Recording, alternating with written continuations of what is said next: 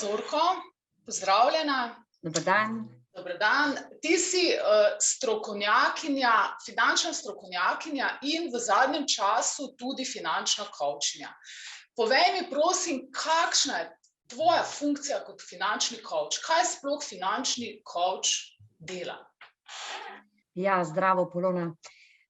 Zadnje čase čutim v podjetjih in tudi kar se tiče povpraševanj, da potrebujejo znanja iz financ ali ljudje na ključnih delovnih mestih, torej gre za neko individualno usposabljanje iz financ, okrepitev kompetenc, pridobiti najboljše iz posameznika v podjetju, glede na njegovo delovno mesto in potrebe. Torej, potrebe so po individualnem usposabljanju ključnih ljudi, ali so to kakšna nasledstvena, pogosto nasledstvene funkcije, ali novi ljudje na delovnem področju, ali pa obstoječi ljudje želijo okrepiti, če prevzemajo dodatna delovna področja, želijo okrepiti znanja iz poslovnih financ, torej individualno usposabljanje posameznikov ali pa timsko usposabljanje posameznikov v podjetju, kot je recimo projektno vodenje,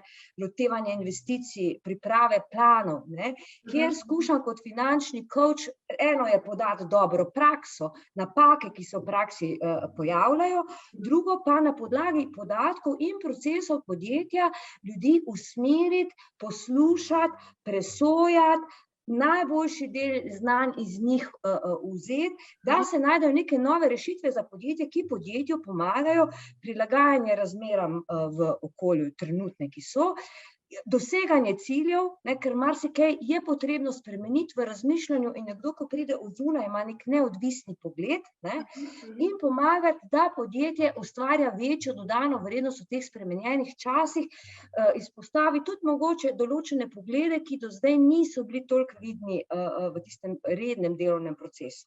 Torej, gre za, pri coachingu gre, seveda, odvisno je od znanja, od organiziranosti, od potreb podjetja, in se finančni coaching pač usmerja v usposabljanje, okrepitev znanj, ki se posledično potem odraža na procesih podjetja v prihodnje. Torej, poteka na procesih in podatkih podjetja. Ne gre kot za neko teoretično svetovanje, ampak usposabljanje tistega obstoječega ključnega osebja, ki ga je poslovodstvo izbralo, na delovnem mestu, da bo bolj učinkovito, da bo našlo nove rešitve, da bo produktivnejše z večjo dodano vrednostjo, in pa seveda finančni in nefinančni vidik, kot je environmental, social in governance vidik, sta tudi izpostavljena tukaj. Torej, vse z ciljem, da se recimo poslovanje in tudi uspešnost nekega podjetja, bi rekla, povečuje, torej, da se cilji podjetja uresničujejo. Zdaj pa danes se bova midve mogoče malo več pogovarjali o finančnem kontrolingu. Ti si tudi strokovnjakinja za finančni kontroling, dela že leta in leta na tem, torej z temi znanji, pa me zanima, če mi na kratko lahko poveš, kaj sploh je finančni kontroling? Ja, v bistvu je finančni kontroling nekako, ko bi rekla, volan pri avtomobilu. Res je, da ne samo volan, ampak tudi nek navigator, ki te želi pripeljati in ti olajša, pomaga najti najučinkovitejšo pot do tvojega cilja, s čim manj porabe goriva, s čim manj ovinkov, s čim manj stroškov, varno. V teh negotovih časih. Zdaj se je okolje podjetij precej spremenilo. Podjetja se kratkoročno, tudi zaradi vseh makroekonomskih situacij, subvencij, novega denarja in tako naprej, pozitivno odzivajo na spremenjene razmere, vendar dolgoročno, kolikor jaz čutim v praksi, je potrebno tudi narediti kakšen korak v smeri sprememb, in sicer v smeri postavljanja planov. Tukaj kontroling s pomočjo nekega svojega neodvisnega znanja in podatkovnih osnov, ki jih ima, pomaga pri pripravi planov, pri argumentiranju planov, da so realni. Vedno se podjetja soočamo, ali kaj je dovolj ambiciozno, kaj je premalo ambiciozno, kaj moramo, kaj zmoremo. In tukaj že v samem planskem procesu lahko kontroler poslovodstvu pomembno pomaga postavljati prave, realne, učinkovite plane, se zavedati, v katerem delu so tvegani in pa seveda potem s tokom poslovanja spremljati doseganje teh planov, najti ta prave odgovore za odstopanja, tudi pozitivna, ne kot izgovore, ampak prave argumentirane odgovore, ne? In to poslovodstvo na prvi fazi omogoča ta prav kontroler in postavlja ta prave plane, si zadajati realne, ta prave cilje, seveda tle je vloga lastnika zelo pomembna, vendar poti, kako za dosego teh ciljev, tukaj ima kontroler lahko zelo pomembno vlogo tudi, ne? Kot tudi potem v samem poslovanju pravočasno, ne prehitro, vendar pravočasno, ustrezno na pravih točkah odreagirati. Torej pomaga poslovodstvu in v planskem procesu in v samem poslovanju, prilagajanju ukrepov, izbiranju prioritet projektov, navsezadnje tudi pri kadrovanju. Ker če je neka funkcija toliko let z enimi in istimi pojasnitvami neuspešna, ne, je tukaj kontroler, ki lahko pomaga presojati realne razloge za doseganje neuspešnosti in navsezadnje tudi uspešnosti. Danes je pač, razmere so tako negotove, okolje se spreminja. Plane že 6 mesecev naprej postaviti je zelo negotovo, ne? In v tem duhu en zanesljiv kontroler, ki mora biti osebnostno in strokovno zrela oseba, z dovolj širine znanja in pa seveda tudi z sposobnostjo poslušanja, slišanja, presojanja, ne, lahko odigra zelo pomembno vlogo. Torej, zdaj si odgovorila že tudi na moje naslednje vprašanje, ki bi bilo, torej, kakšen je efekt finančnega kontrolerja v podjetju. Mislim, da si lepo tudi na to vprašanje predhodno odgovorila. Torej, skupaj z docent dr. Lidijo Robnik sta predavateljici na našem izobraževalnem programu Strokovnjak za finančni kontroling. Komu bi ga priporočala? Koga bi povabila na to izobraževanje? Na vse zadnje, tukaj lahko začnemo kar že pri samih poslovodstvih, srednjih, malih, mikropodjetjih, kot tudi ljudeh, ki že delajo v praksi. V preteklosti se je pogostokrat so se udeležili ljudje, ki so že uveljavljeni finančni kontrolerji, iz velikih sistemov, kot tudi manjših, ne, ki so prišli preveriti sodobno, aktualno prakso in se sam sebe preveriti, ali je še kak vidik, ki ga so mogoče spregledali, da bi se ga dalo pri svojem delu upravljati drugače. Poslovodstva pa so prihajala zato, da so ozavestila širino, ki jo lahko od kontrolerja in področja in možne tudi organiziranosti, ne, funkcije v podjetju, so šli pretestirati, preveriti, dobiti en drug svež vidik, ne.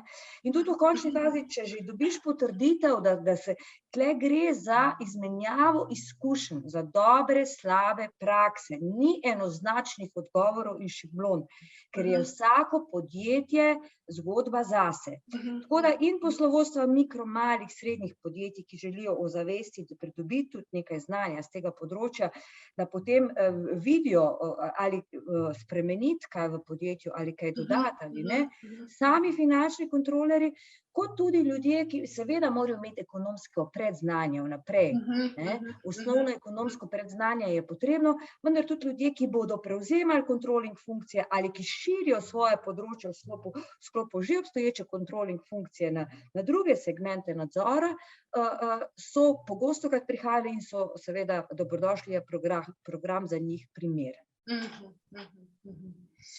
Kaj bo udeleženec s tem programom dobil, katera znanja, kje bo lahko doprinesel v podjetju? Predvsem bo dobil en tak širok pogled čim več temelječ na praksi. Od tega, kako so organiziranosti controlling funkcije v različnih podjetjih, v različnih dejavnostih, kaj je najučinkoviteje. Organizacijo ni za podcenjevati, ker je kot neka avtocesta, ker pač, če ni ustrezne organizacije, se marsikaj spregleda.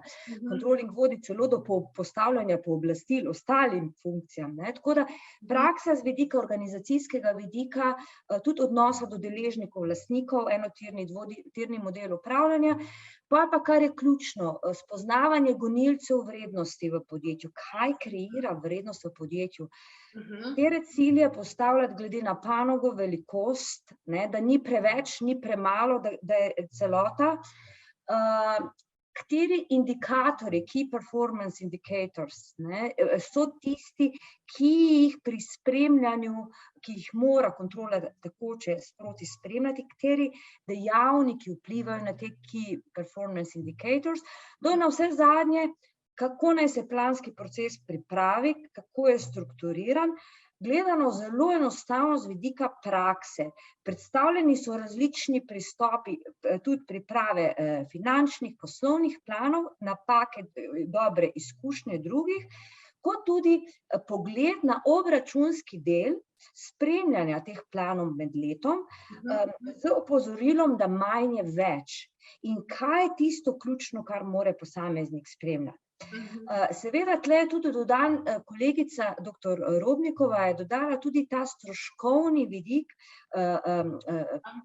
finančnega izkaza oziroma bilance stanja podjetja v delu zalog, vrednotenja porabe, zalog vrednotenja nedokončane proizvodnje, tudi teh kalkulacij. Tako da je v bistvu neko big picture naj bi pač udeleženec pridobil, ki mu pač da izhodišče za razmišljanje v praksi glede na obstoječe delo in obstoječo prakso, ki jo izvajajo. Gre, kar se da za praktični vidik, vživiti se v izkušnje drugih, ker v bistvu skupine so tam 10-15 ljudi največ, kjer se izmenjujejo znanja, izkušnje, ne. Tako da je precej koncentrirano izobraževanje, terja precej fokusa in maksimalno temelječe na praksi, na primerih, kot tudi na koncu se naredi en tak primer, kjer pač ne gre za pravilne odgovore, gre za način razmišljanja in pristop. Spomnim se enkrat, pred časom si rekla, da udeleženec dobi tudi sposobnost kritičnega razmišljanja na tem izobraževanju in mislim, da kolikor sem tudi sama poslušala ta izobraževanja, jih ti in dr. Robnikova obe skupaj nagovarjata, da ne jemljejo vseh podatkov zdravo za gotovo, po domače povedano, ampak da jih znajo vključiti v nek kontekst in da jih znajo tudi presojati. In meni se zdi to bistveno, obe sta praktika, obe imata ogromno praktičnih izkušenj, ki jih tudi vpeljujeta v ta izobraževalni program in jih tudi na ta način podajata. In to je, jaz mislim, da ena izmed res velikih dodanih vrednosti tega programa. Zdaj, za konec, mogoče še to vprašanje, ampak mislim, da si ga tudi lepo v enem izmed prejšnjih odgovorov podala, torej, ali mora udeleženec imeti kakšna predznanja. Tu bi še te prosila čisto mogoče, da na kratko še odgovoriva na to vprašanje, oziroma da ti odgovoriš.